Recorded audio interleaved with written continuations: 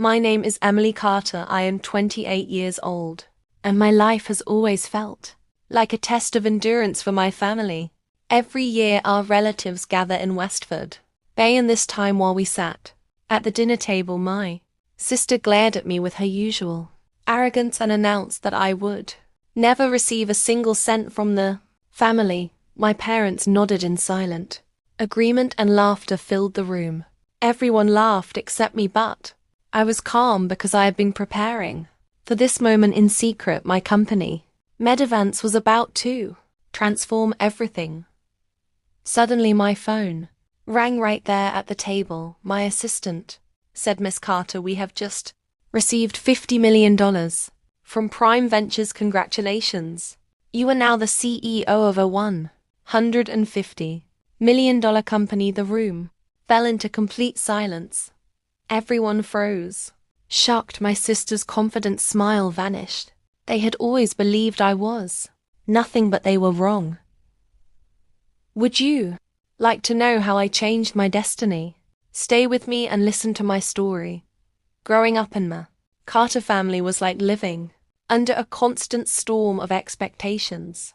My father, Richard Carter, and my mother, Helen Carter, were highly respected figures in New York's financial world. We owned a townhouse uptown, a yacht in the bay, and attended every elite gathering. Their favorite child was my sister Olivia Carter, 32 years old, brilliant in finance and adored by everyone. She was their pride, their perfect success. I was the odd one out, the child who never fit their ideal. Since childhood, Olivia made sure I felt like an outsider. When I was 12, I built a small model of a heart monitor for a school science fair and proudly won first place that night. At dinner, Olivia laughed and called it a toy. My parents joined her laughter and told me to focus on something more practical like her. It hurt deeply, but I stayed silent.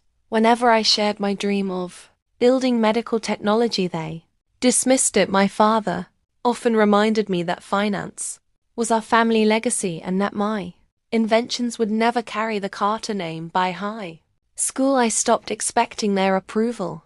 Olivia was already excelling at a top business school while I devoted myself to biology and coding, spending hours designing machines that could help patients.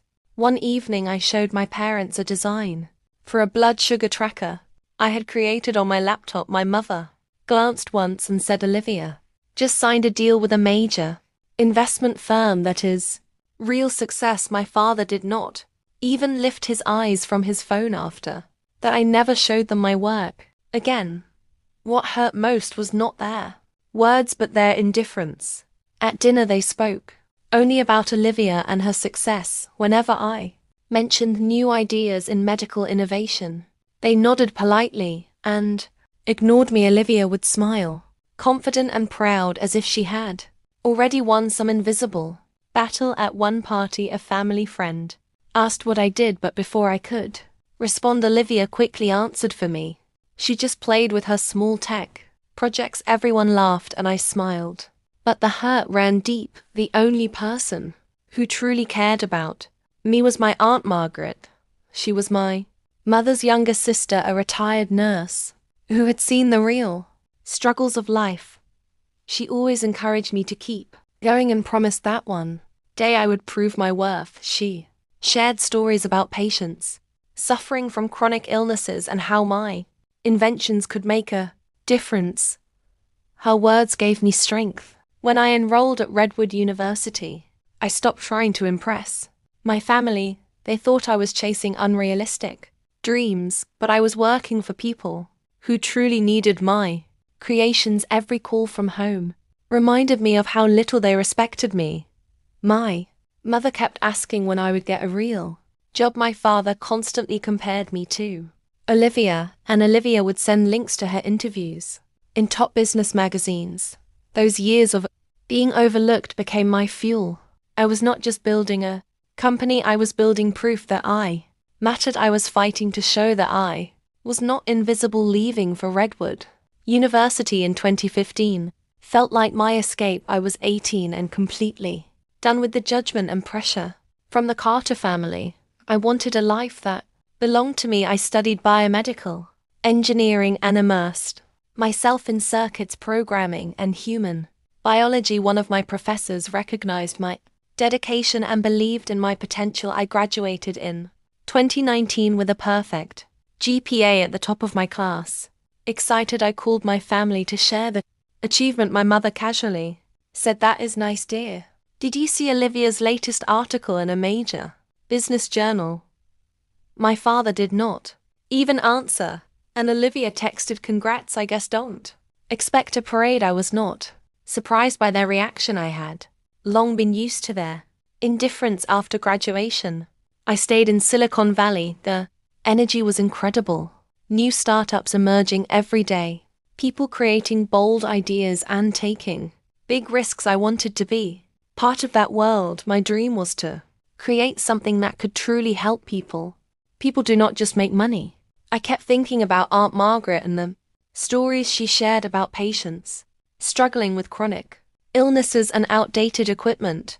That was when I began developing LifeTrack, a small device that used artificial intelligence to monitor blood sugar in real time and sync with a mobile phone.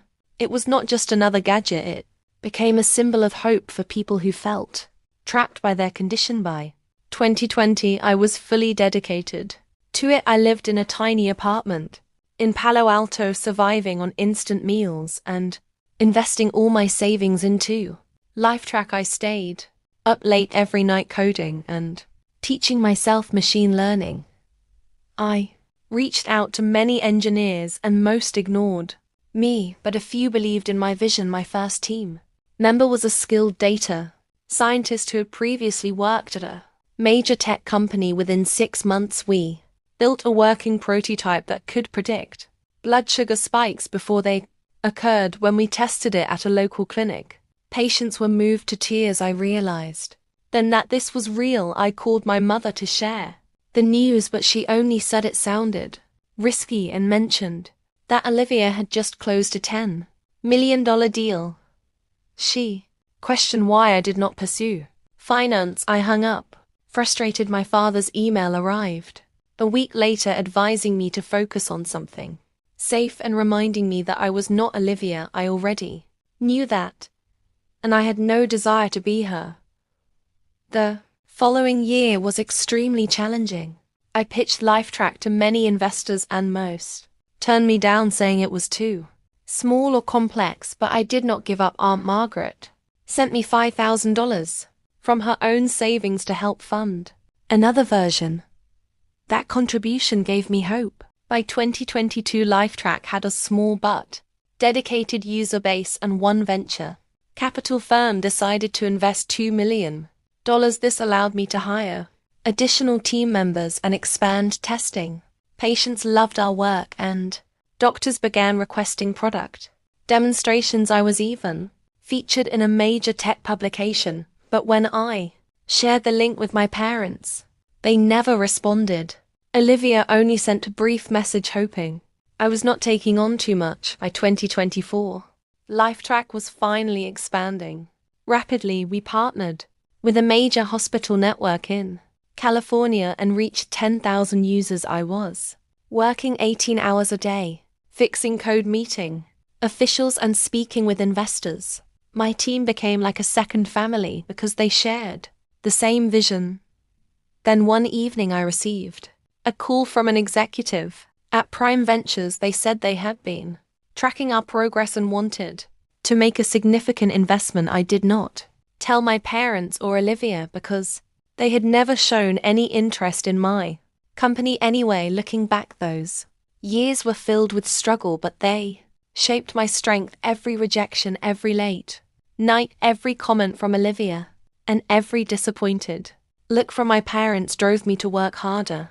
I was not just building a company, I was defining my identity. LifeTrack was never about fame or wealth, it was about giving people control over their own lives. Deep down, I knew that the next family gathering in Westford Bay would be my opportunity to prove them wrong, not to gain their approval, but to show myself that I could succeed. The summer of 2025 arrived and I returned to Westford Bay for the annual family gathering, but it felt like walking into a lion's den. I flew from California to the family estate knowing the meeting would focus on dividing their fortune. I sat at the long polished table, my heart racing as my father Richard began to speak. My mother sat beside him, quiet and serious. Olivia sat across from me, sipping wine with a smug smile. My father spoke like a businessman, announcing that the estate would be divided. Olivia had proven herself. He said she built a strong career in finance and earned their trust. But I had not shown that kind of stability. My mother agreed, saying that my tech projects were too risky to rely on her. Words hurt, but I stayed calm. I had spent years building LifeTrack with my heart, and they still treated it like a hobby. Olivia leaned forward and said that I was not made for real business and that I should stick to my little gadgets. A few cousins laughed, but I stayed silent. Aunt Margaret sat at the end of the table and gave me a small nod, reminding me not to lose strength. I held on to that, but it still felt like the room was closing in on me. My parents' decision was more than just about money. It was a public statement that I was less valuable than Olivia.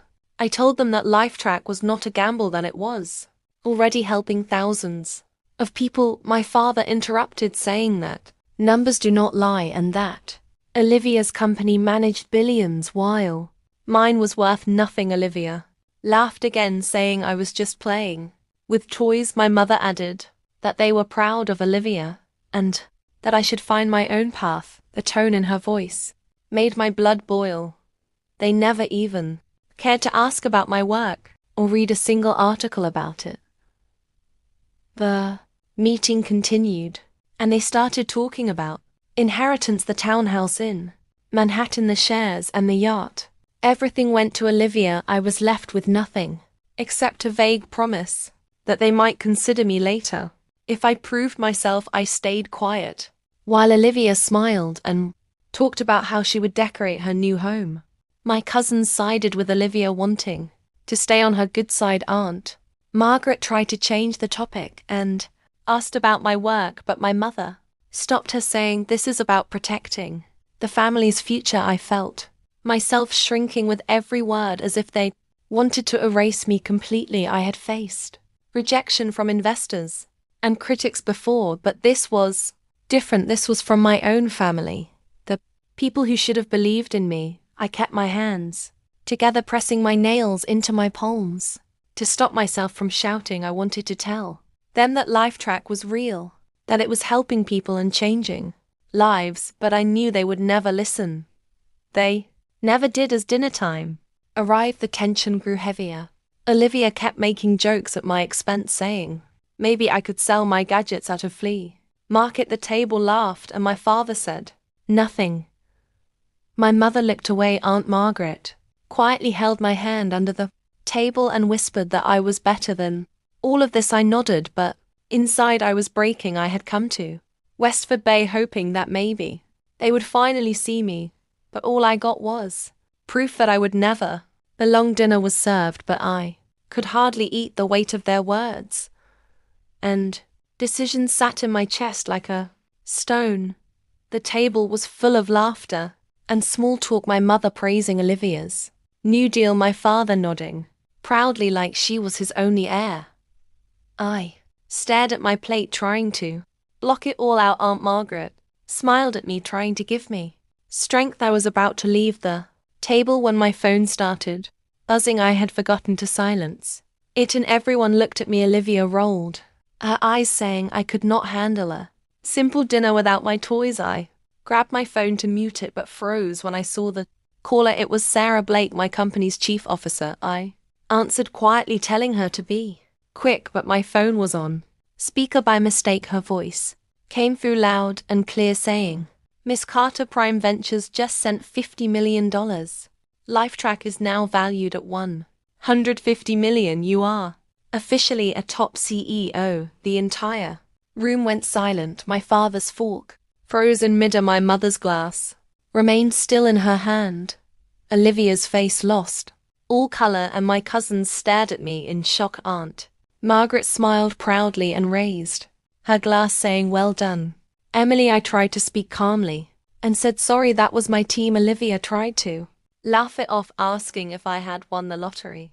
But her voice was shaky. My father set his fork down and asked seriously, "What was that about 50 million?" My mother leaned forward, suddenly interested, asking what exactly LifeTrack does. I took a deep breath and explained that LifeTrack makes artificial intelligence devices that help people manage diabetes, and that we had just closed a deal with Prime Ventures worth 150 million. It felt strange to say it aloud. My family just stared at me as if they were seeing me for the first time. Olivia tried to act calm, saying it was probably a fluke because tech companies fail all the time, but her voice cracked. My father repeated the amount in disbelief, asking why I had not told them earlier. I almost laughed because they had never asked. My mother now sounded gentle and careful, calling it impressive and asking why I had not shared it before. It was ironic because just hours ago she had called it a gamble. Aunt Margaret raised her glass again to me, saying, "Cheers for proving them wrong." Some of my cousins raised their glasses too. Olivia looked angry and uncomfortable. My father cleared his throat, saying that this changed everything and that we should see how my company could fit into the family's investments. My mother agreed, quickly saying it could help their foundation, as if my work was suddenly theirs. I sat quietly, holding my phone still, feeling the warmth from that call. It was the moment I had dreamed about, but their reactions did not feel like pride. They felt like greed and control. Olivia kept glancing at my parents, looking worried. For the first time, I realized she was afraid of losing her place in the family. My mother tried to act kind, saying we should sit together and discuss how they could support LifeTrack. The word support felt fake because earlier she had dismissed me completely. Olivia added that she could include my company in her next investor meeting and said her firm had excellent contacts in Wall Street and Silicon Valley, pretending to help but sounding condescending.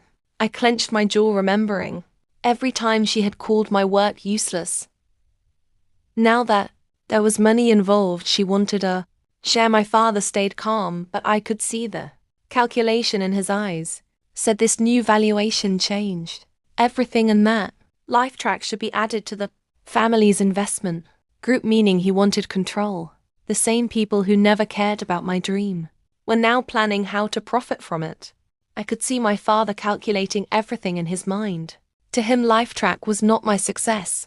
It was a new addition to the Carter family empire. Even my cousins, who had laughed earlier, began showing interest. One suggested turning LifeTrack into a family brand. Another offered to bring in their consulting firm for advice. It felt like a room full of vultures circling, waiting to feed on what I had built.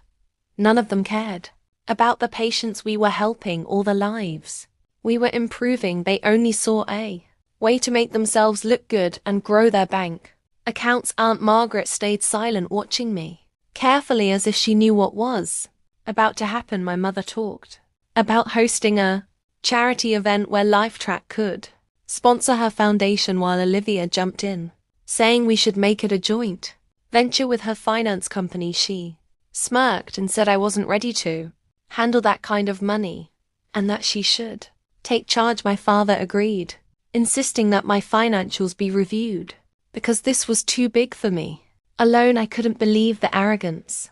They had ignored me for years, dismissed my dreams, and now that I had succeeded, they wanted to take control. Sitting there, I realized they didn't see me as a daughter. They saw me as an investment, but I wasn't going to let them own what I had built from nothing. This was my fight, my creation, and for the first time in my life, I wasn't going to back down. My professor believed I had something special in me, maybe a spark, and in 2019, I graduated with a perfect GPA of 40 at the top of my class. When I called home to share the news, my mother only said, "That's nice, dear. Did you see Olivia's article in a major business journal?" My father didn't even Answer the phone, Olivia just texted saying congrats. I guess don't expect a parade, I wasn't surprised anymore. I had grown used to their cold indifference. After graduation, I decided to stay in Silicon Valley, where the air buzzed with startups, ideas, and ambition. I wanted to build something that could truly change lives, not just make money. Ever since Aunt Margaret told me about her patients struggling with diabetes and outdated devices, I had been obsessed with solving that problem. That's when the idea of LifeTrack was born, a device powered by artificial intelligence that could monitor blood sugar levels in real time and connect directly to a patient's phone. It wasn't just another tech gadget, it was meant to give people their freedom back. By 2020, I was fully invested in the dream. I rented a small apartment in Palo Alto, lived on instant noodles, and poured all my savings into LifeTrack. I spent nights coding learning machine, learning from scratch, and calling engineers who mostly hung up, but a few believed in my idea. My first hire was a talented data scientist who had worked at a major tech company. Together, we built a prototype in 6 months, a sleek device that could predict blood sugar spikes before they happened. When we tested it in a local clinic, patients cried with relief, and that's when I knew I was creating something real. I called home to share the good news, but my mother brushed it off, saying it sounded risky and that Olivia had just closed a $10 million deal. My father emailed later saying I should focus on something stable and reminded me that I wasn't Olivia. No kidding, I didn't want to be. The next year was filled with rejection after rejection from investors who said it was too niche or too risky, but I refused to give up. Aunt Margaret sent me $5,000 from her savings, a gesture that meant she believed in me. With that, I built a second prototype. By 2022, LifeTrack had a small but loyal group of users and eventually caught the attention of a venture capital firm that invested $2 million. That funding allowed me to expand the team and begin large-scale testing. Patients called it life-changing. Doctors wanted demonstrations. And yet when I sent my parents a link to an article about us, they did not even reply. Olivia just sent a sarcastic message saying she hoped I was not in over my head. By 2024, LifeTrack was thriving. We had partnered with a major hospital network in California and our user base had reached 10,000. I was working 18-hour days balancing code reviews, investor meetings, and regulatory paperwork. My team became my family, the people who believed in the vision as much as I did. One night, I received a call from an executive at Prime Ventures who said they had been watching our growth and were ready to discuss a serious investment. I did not mention it to my family because they had never cared. Before looking back, those years were my training ground. Every rejection, every long night, every dismissive comment from my parents and Olivia pushed me to keep going. I was not just building a business, I was building my own identity. LifeTrack was never about fame or money, it was about giving people control over their lives.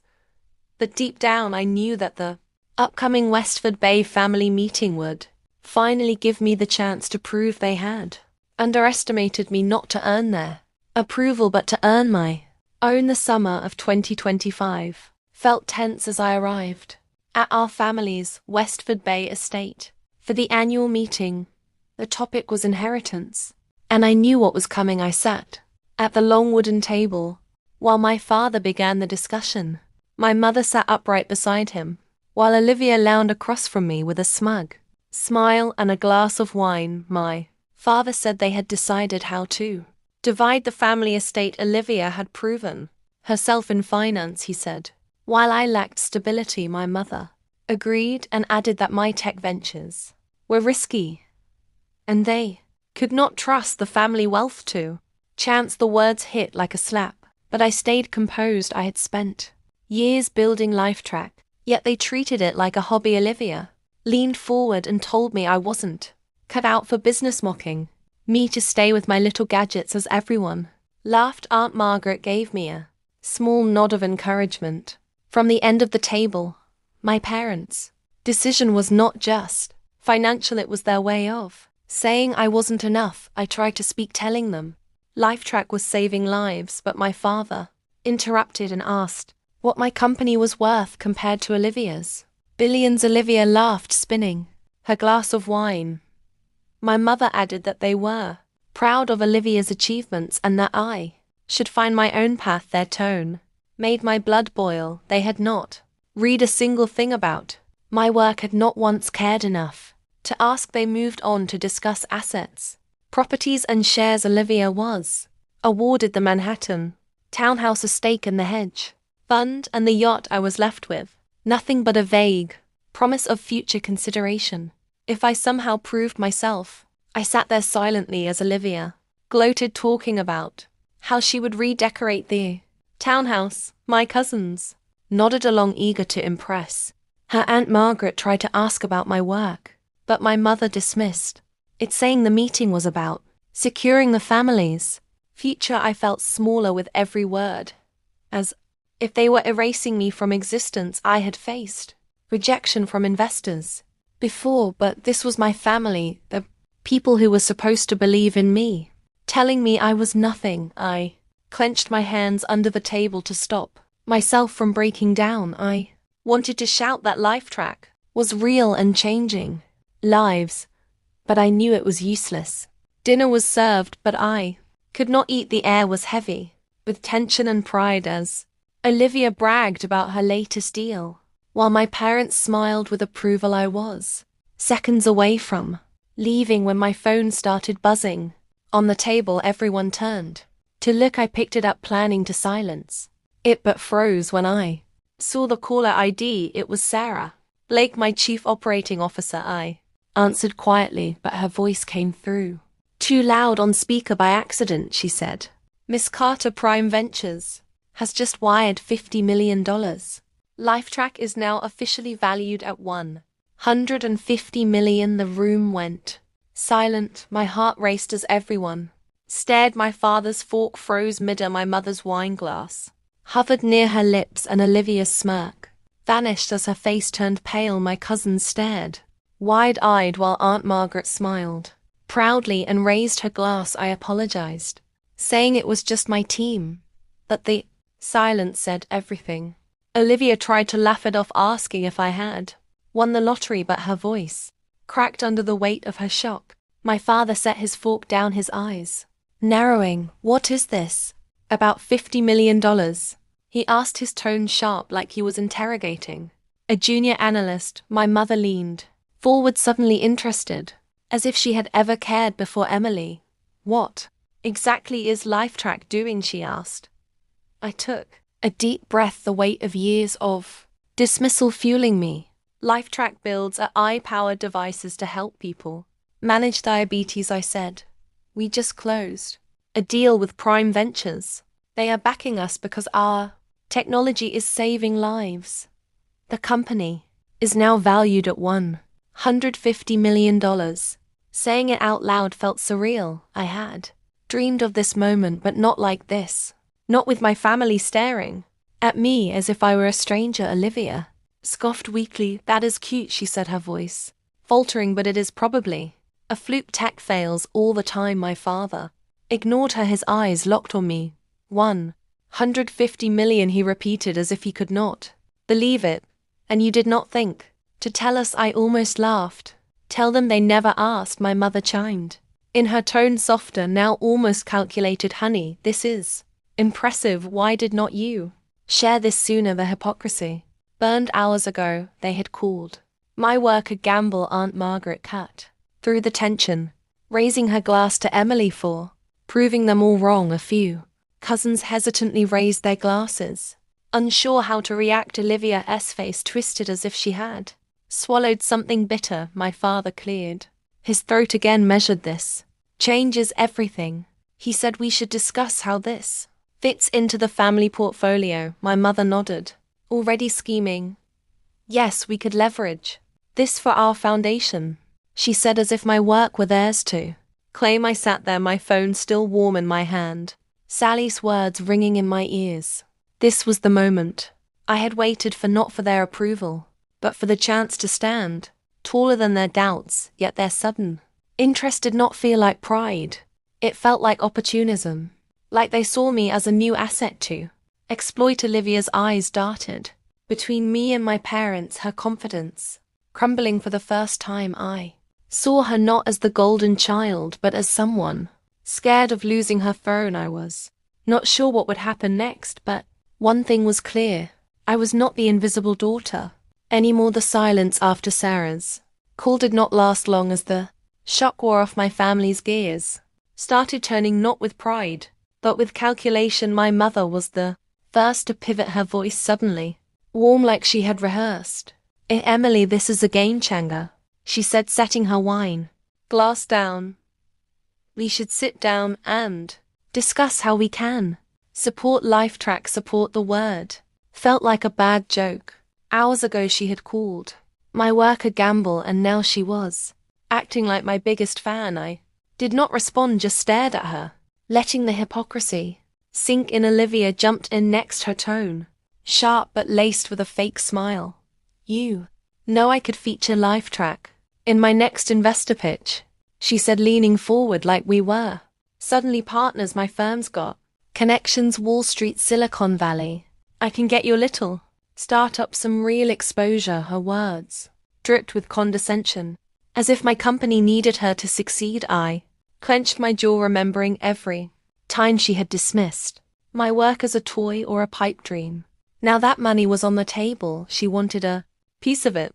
My father, ever the bear strategist, saw dollar signs. "This valuation changes the equation," he said, his voice calm but commanding. "We should bring LifeTrack into the family's investment portfolio. I'll have my team draw up terms to integrate it with our hedge fund." Integrate, he meant control. The man who had never bothered to ask about my company now wanted to stake a claim. I could see the wheels turning in his head. LifeTrack was not my achievement to him, it was a new asset for the Carter empire. Even my cousins, who had laughed at Olivia's jabs earlier, started chiming in. One suggested a family branding campaign to tie LifeTrack to the Carter name.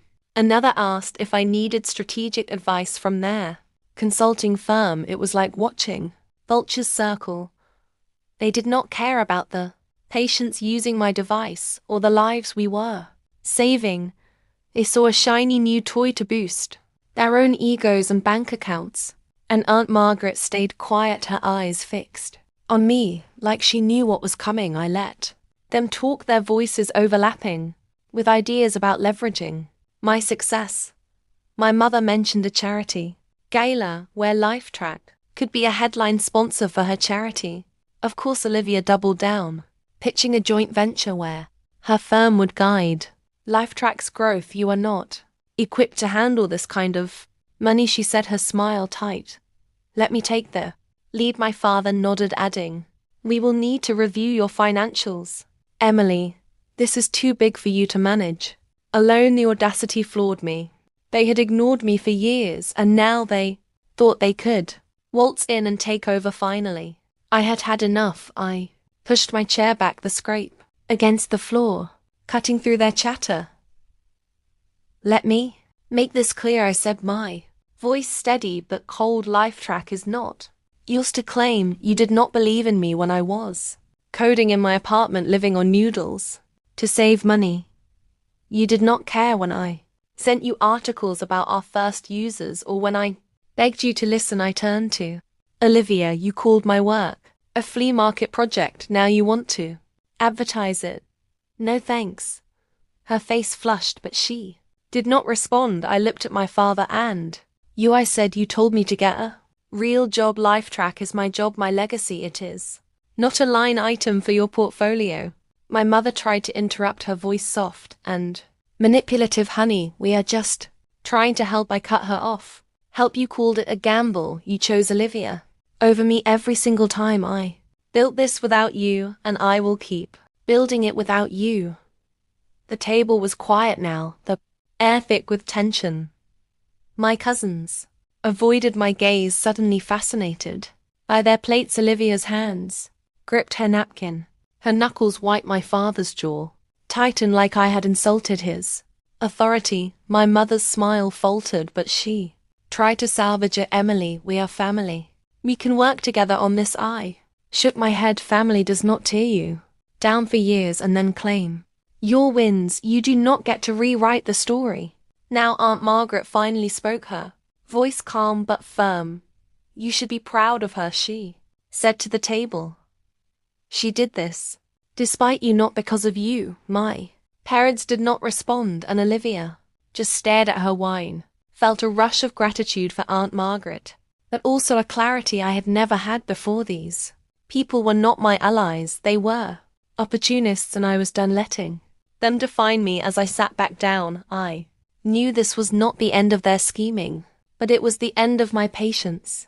The air at the dinner table was suffocating, their voices still echoing in my head, my mother's fake warmth, Olivia's scheming pitch, my father's cold calculations. I had spent my life chasing their approval, but in that moment, something snapped. I was done with their games, their conditions, their need to control everything I had built. I stood up, my chair scraping the floor, and every eye turned to me. For once I did not care what they thought. I am done with this, I said, my voice cutting through the room. You do not get to claim my success. Now, not after years of telling me I was not enough. I built LifeTrack for people who needed it, not for you to parade it at your galas or add it to your portfolio.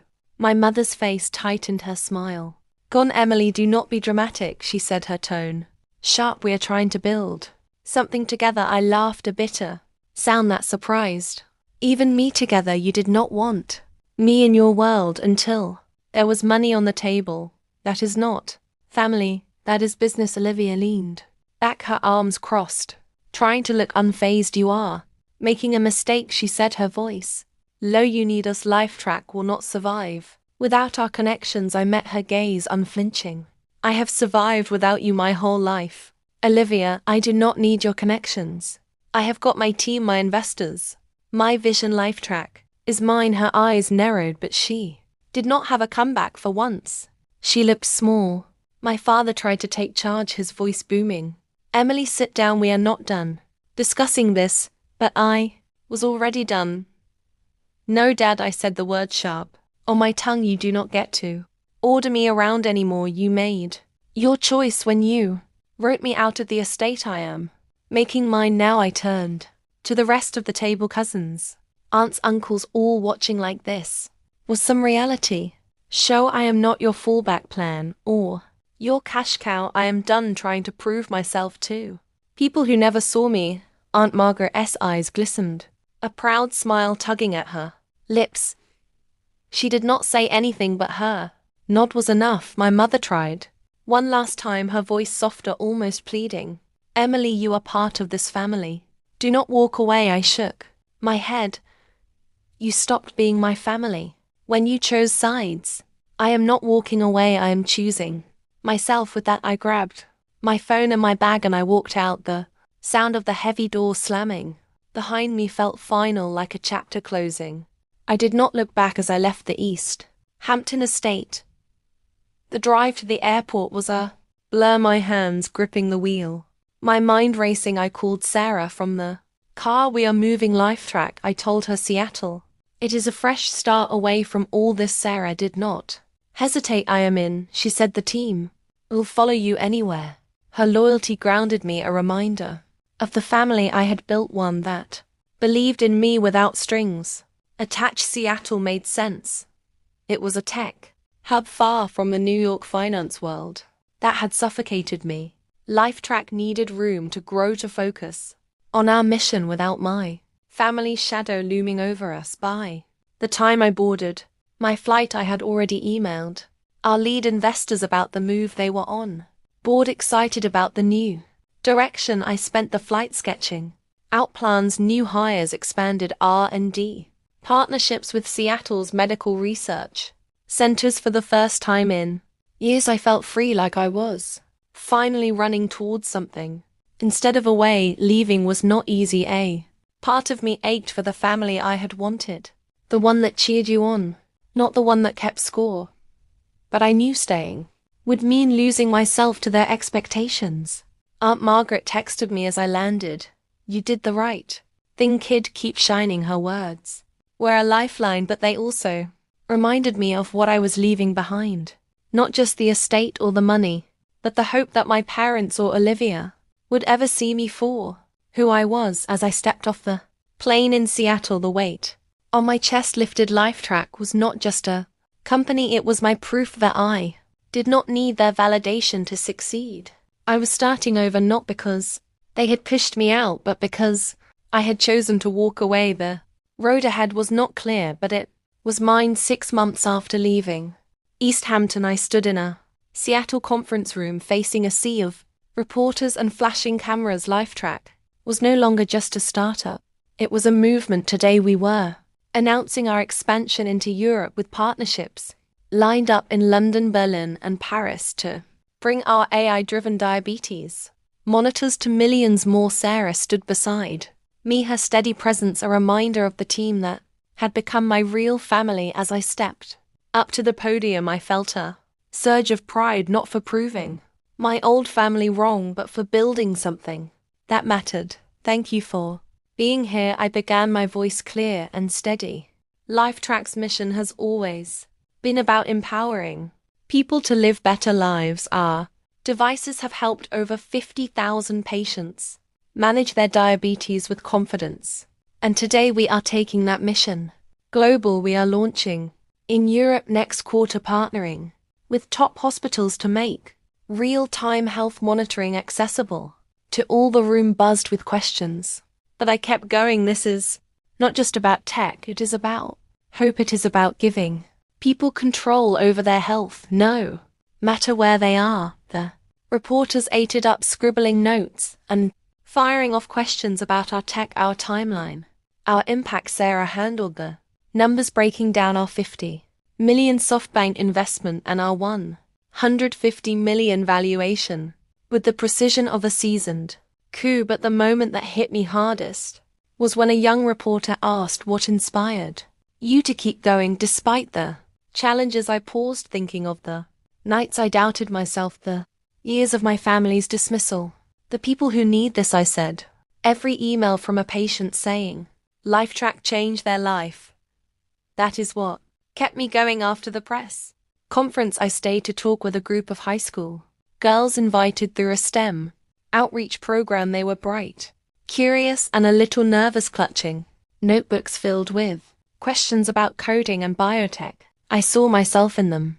The girl who had sketched medical devices in her bedroom, ignored by everyone but Aunt Margaret. "Do not let anyone tell you your ideas are not enough," I told them. "You do not need permission to dream big. Learn, build, fail, try again. That is how you make a difference."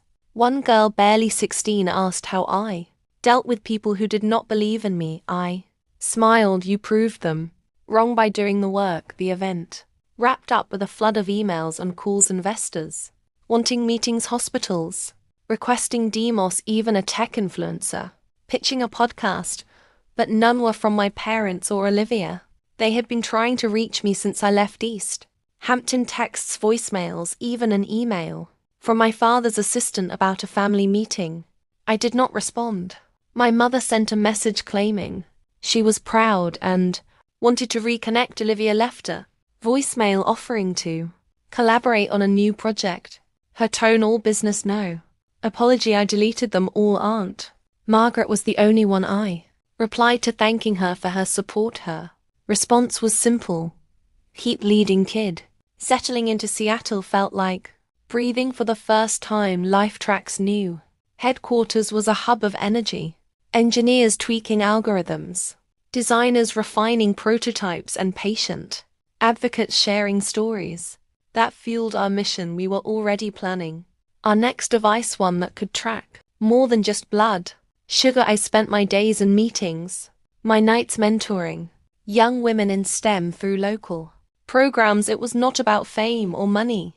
It was about building a legacy that meant something, one that did not carry the Murray name. Sometimes, late at night, I thought about my family, not with anger, but with a strange kind of clarity. They had shaped me not by their support, but by their absence every time they had dismissed me, they had pushed me to fight harder. I did not need their approval anymore. I had my team, my mission, and the lives we were changing. Seattle was my home now, not because of the city, but because of the space I had carved out for myself. As I looked out over the skyline from my office, I knew this was just the beginning. It had been a year since I walked away from that dinner table in East Hampton, and I had learned more about family than I ever thought possible. Not the kind you are born into, but the kind you choose. I used to think family was about blood, about shared names and shared wealth. But I was wrong. Family is the people who see you, who believe in you, even when you are not sure you believe in yourself. For me, that was Sarah, my team at LifeTrack, and the patients who write to us every day, saying our work gave them a second chance. That is the legacy I am building, one that is mine, not tied to anyone else's expectations. Looking back, I do not regret leaving. It was not just about escaping my parents' control or Olivia's constant need to one-up me. It was about realizing I did not need their validation to know my worth. Every time they dismissed me, called my work a gamble, laughed at my dreams, they pushed me to fight harder. I built LifeTrack from nothing, not because they supported me, but because they did not. That is the irony. Their doubt became my fuel. It drove me to create something that is now saving lives across continents, from Seattle to Stockholm. I think about Aunt Margaret often. She was the only one who saw me not as a disappointment or a failure, but as someone with something to offer. Her texts still come, short and simple, always ending with "keep shining." I keep them in a folder on my phone, a reminder that one person's belief can be enough to carry you through. As for my parents and Olivia, I have not heard from them in months. Their messages stopped after I ignored their attempts to reconnect.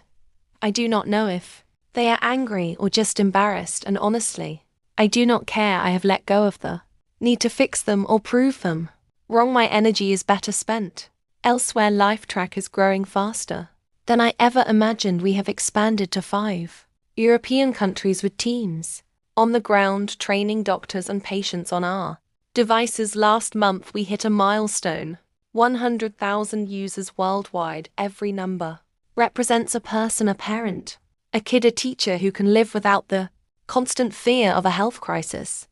That is what keeps me up at night, not anger toward my family. I am working on a new project now, a device that could monitor multiple conditions at once. It is ambitious, but so was LifeTrack when I started sketching it in my dorm room. To the girls out there dreaming of STEM, or anyone who feels like they are not enough, do not wait for someone to hand you permission. Your value is not in what others think of you. It is in what you build, what you stand for. I spent years waiting for my family to see me, to say I was good enough. That was time wasted. The moment I stopped chasing their approval, I started building my own path. You can too. Take that first step, whether it is learning to code, starting a project, or just believing you are capable. Do not let anyone's doubts, including your own, stop you from creating something real. I want to thank you for following this journey. Your support, your comments, your stories, they mean the world to me and my team. If this story resonated with you, hit that subscribe button and turn on notifications. We are sharing more about LifeTrack's mission, the tech behind it, and the people it is helping. Drop a comment below. Tell me what you took away from this, or share your own story of proving someone wrong. I read every single one and they inspire me to keep going. Let's build something bigger together. This is not the end of my story, it is just the start of a new chapter. I do not know what is next, but I know I am not looking back. If I can leave you with one thing, it is this: family is who believes in you. Do not wait for recognition. Build your own value now. Go out there and make it.